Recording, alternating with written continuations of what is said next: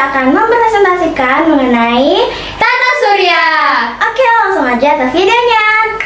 Tata Surya adalah susunan dari benda-benda langit yang terdiri dari matahari, satelit, planet, asteroid, meteoroid, dan komet yang mengelilingi matahari sebagai pusatnya. Tata Surya terletak di galaksi Bima Sakti atau bisa disebut juga Milky Way.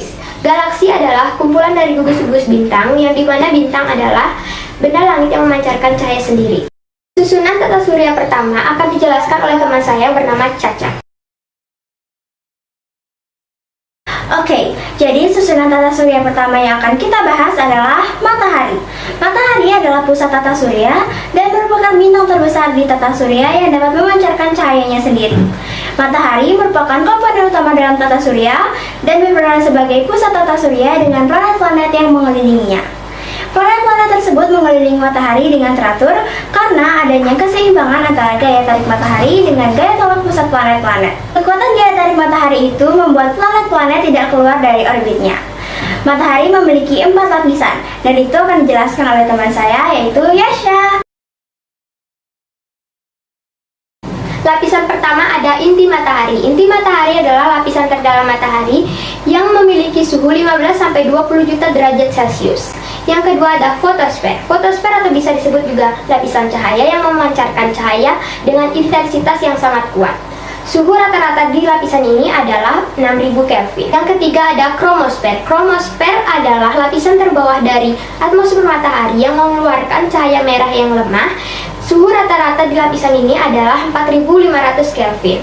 Yang keempat ada korona. Korona adalah lapisan terluar matahari yang bisa disebut juga mahkota matahari. Suhu rata-rata di lapisan ini adalah 2 juta derajat Celcius. Susunan tata surya kedua yang akan kita bahas adalah planet. Planet adalah benda langit yang tidak memancarkan cahaya sendiri, tetapi memancarkan cahaya bintang yang diterimanya. Susunan planet-planet dalam tata surya adalah Merkurius, Venus, Bumi, Mars, Jupiter, Saturnus, Uranus, dan Neptunus.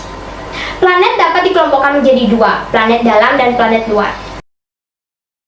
Yang pertama ada planet dalam. Yang termasuk dalam planet dalam adalah Merkurius, Venus, Bumi, dan Mars. Saya akan menjelaskan mengenai planet Merkurius dan planet Venus. Yang pertama ada planet Merkurius. Planet Merkurius adalah planet yang terdekat dengan matahari sehingga membuatnya menjadi planet terpanas di siang hari dan planet terdingin di malam hari. Planet ini memiliki periode revolusi yaitu selama 88 hari, sedangkan periode rotasi yaitu selama 59 hari.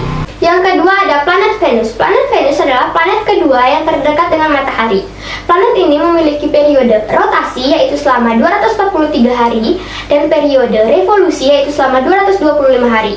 Venus sering juga disebut dengan bintang senja karena sering terlihat berkilauan dari bumi di pagi hari dan di senja hari. Yang ketiga yaitu planet Bumi. Bumi merupakan satu-satunya planet yang ada dalam tata surya kita yang dapat ditinggali oleh makhluk hidup. Bumi merupakan planet ketiga terdekat dari matahari. Bumi memiliki periode rotasi selama 23 jam 56 menit 4,9 detik atau bisa dibulatkan menjadi 24 jam dan memiliki periode revolusi selama 365 hari. Yang keempat yaitu planet Mars. Mars merupakan planet keempat dari matahari. Mars bisa juga disebut dengan bintang merah karena pada malam hari Mars tampak berwarna kemerah-merahan. Mars memiliki periode revolusi selama 687 hari dan memiliki periode rotasi selama 24,6 hari. Yang kedua ada planet luar. Yang terdapat dalam planet luar adalah planet Jupiter, Saturnus, Uranus, dan Neptunus. Saya akan menjelaskan mengenai planet Jupiter dan Saturnus. Yang pertama ada planet Jupiter. Planet Jupiter adalah planet terbesar di tata surya. Planet ini memiliki periode rotasi yaitu selama 9 jam 50 menit dan memiliki periode revolusi yaitu selama 11,9 tahun. Yang kedua ada planet Saturnus. Planet Saturnus adalah planet yang memiliki cincin yang melingkarinya. Cincin-cincin ini terdiri dari bongkahan es atau batu kerikil yang dilapisi es. Planet ini memiliki periode rotasi yaitu selama 10 jam 14 menit dan periode revolusi yaitu selama 29,5 tahun. Yang ketiga yaitu planet Uranus. Planet Uranus memiliki awan tebal yang menyelimutinya.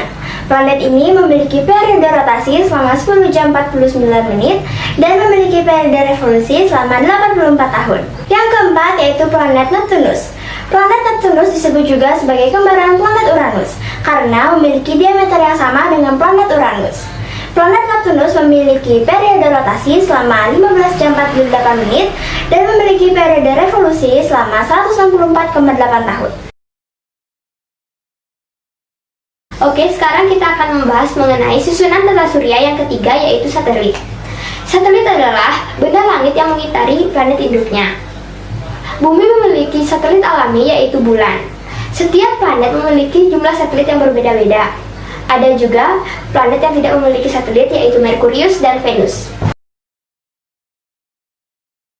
Yang keempat ada asteroid. Asteroid atau platenoid merupakan benda langit yang berukuran kecil yang mengelilingi matahari pada orbit tertentu. Orbit asteroid terletak di antara Mars dan Jupiter. Susunan tata surya yang kelima yaitu komet. Komet merupakan salah satu benda langit yang berukuran kecil dengan materi penyusunnya berupa zat padat, cair, dan gas yang mudah menguap. Komet juga beredar mengelilingi matahari dengan garis edar berbentuk elips. Susunan tata surya yang keenam yaitu adalah meteoroid.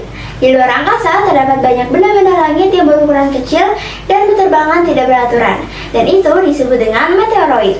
Namun, ketika benda-benda tersebut memasuki atmosfer bumi, maka itu akan disebut dengan meteor.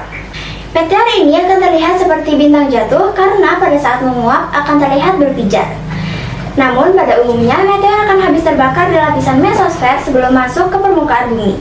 Namun, ada juga meteor yang dapat mencapai permukaan bumi, dan itu disebut dengan meteoroid. Pergerakan bumi dan dampak bagi kehidupan di bumi. Yang pertama yaitu rotasi bumi.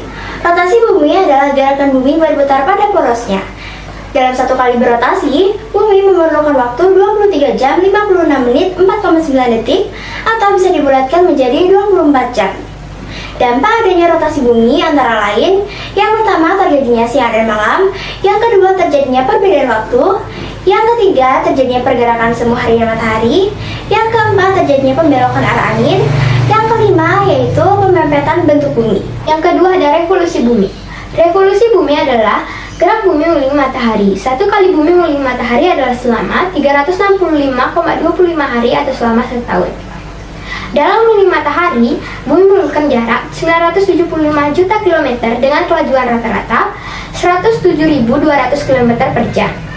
Dampak adanya revolusi bumi adalah perubahan lamanya siang dan malam, terlihatnya rasi bintang yang berbeda-beda, pergerakan semu tahunan matahari, pergantian musim. Pergerakan bulan dan dampaknya bagi kehidupan di bumi. Bumi memiliki satelit alami yang disebut dengan bulan.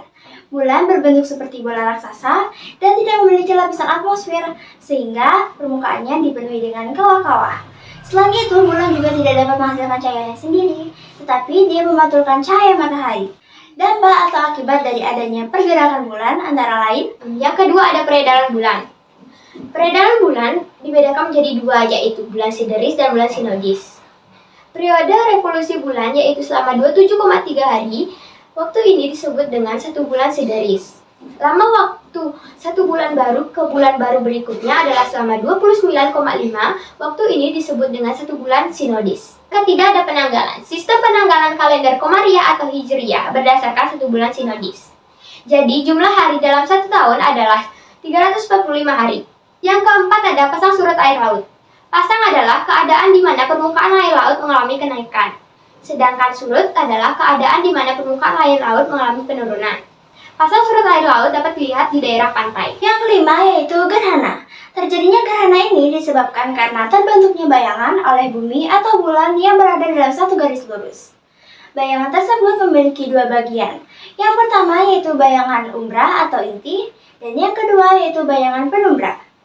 Yang pertama yaitu bayangan umbra atau inti adalah bayangan yang berbentuk kerucut, sehingga semakin jauh jaraknya dari bumi, maka akan semakin kecil pula bayangannya. Yang kedua yaitu bayangan penumbra. Bayangan penumbra adalah bayangan yang tampak kabur dan berada di sekitar bayangan umbra yang berbentuk kerucut. Gerhana dibedakan menjadi dua. Yang pertama yaitu adalah gerhana bulan, dan yang kedua yaitu adalah gerhana matahari. Yang pertama ada gerhana bulan. Gerhana bulan terjadi apabila matahari, bumi, dan bulan terletak pada satu garis lurus. Gerhana bulan hanya terjadi pada saat bulan purnama. Gerhana bulan dapat dibedakan menjadi dua, gerhana bulan sempurna dan gerhana bulan sebagian. Gerhana bulan sempurna terjadi apabila bulan tepat berada pada bayang-bayang umbra bumi. Sedangkan gerhana bulan sebagian terjadi apabila bulan berada tepat pada bayang-bayang penumbra bumi. Yang kedua yaitu gerhana matahari. Gerhana matahari terjadi apabila bayangan bulan bergerak menutupi permukaan bumi, dan terjadi apabila posisi matahari, bulan, dan bumi berada pada satu garis lurus. Gerhana matahari hanya dapat terlihat dari sebagian permukaan bumi yang tertutup bayang-bayang bulan. Gerhana matahari hanya terjadi pada fase bulan baru dan terjadi paling lama selama 7 menit 8 detik, tepatnya di Sri Lanka, Thailand, dan Filipina. Ada 3 jenis gerhana matahari. Yang pertama yaitu gerhana matahari total. Gerhana matahari total terjadi apabila jarak antara bulan dan matahari berada pada jarak yang paling jauh. Yang kedua yaitu gerhana matahari sebagian atau parsial. Gerhana matahari sebagian atau parsial ini terjadi apabila bulan berada pada bayangan penumbra bumi. Yang ketiga yaitu gerhana matahari cincin. Gerhana matahari cincin terjadi apabila jarak antara bulan dan bumi berada pada jarak yang paling jauh. Oke, segini dulu video dari kami dan bye-bye!